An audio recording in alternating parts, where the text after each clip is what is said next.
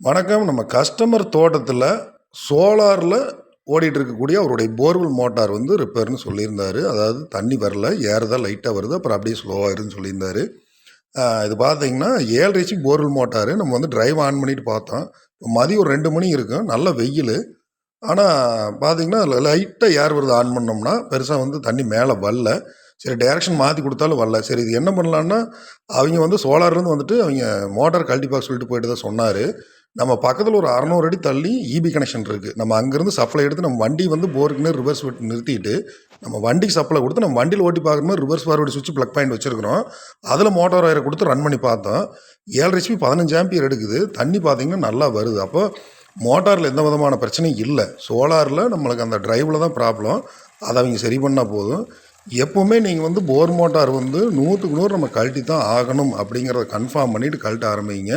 எல்லாமே கழட்டி நல்லா இருந்தது அப்படின்னா திரும்ப நம்மளுக்கு மன உளைச்சல் தான் மிச்சம். ஃபைனலாக அங்கேருந்து எல்லாம் முடிச்சுட்டு கிளம்பிட்டோம்.